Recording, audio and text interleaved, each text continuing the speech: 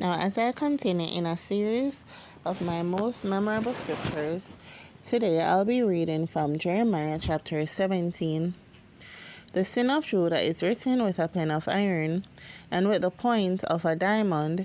It is graven upon the table of their heart and upon the horns of your altars. Whilst their children remember their altars and their groves by the green trees upon the high hills. O my mountain in the field, I will give thy substance and all thy treasures to the spoil, and thy high places for sin throughout all thy borders. And thou even thyself shalt discontinue from thine heritage that I gave thee, and I will cause thee to serve thine enemies in the land which thou knowest not. For ye have kindled a fire in mine anger, which shall burn forever. Thus saith the Lord, Cursed be the man that trusteth in man, and maketh flesh his arm, and whose heart departeth from the Lord. Amen. For he shall be like the heath in the desert, and shall not see when good cometh, but shall inhabit the parched places in the wilderness, in a salt land, and not inhabited.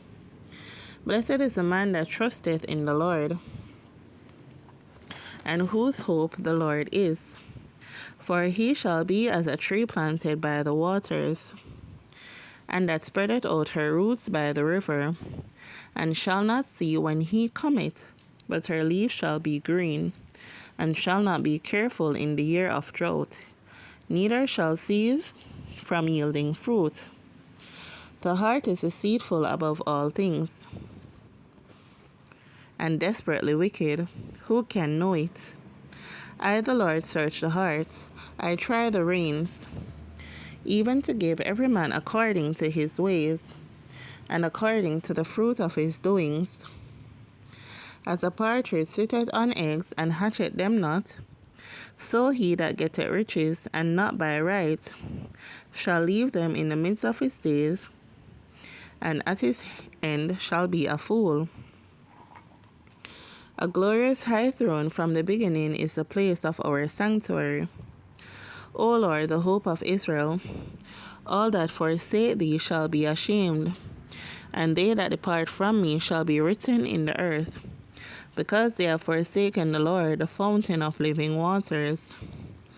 Heal me, O Lord, and I shall be healed. Save me, and I shall be saved, for thou art my praise. Behold, they say unto me, Where is the word of the Lord? Let it come now. As for me, I have not hastened from being a pastor to follow thee, neither have I desired the woeful day. Thou knowest, that which came out of my lips was right before thee. Be not a terror unto me. Thou art my hope in the day of evil. Let them be confounded that persecute me, but let not me be confounded. Let them be dismayed, but let not me be dismayed. Bring upon them the day of evil, and destroy them with double destruction.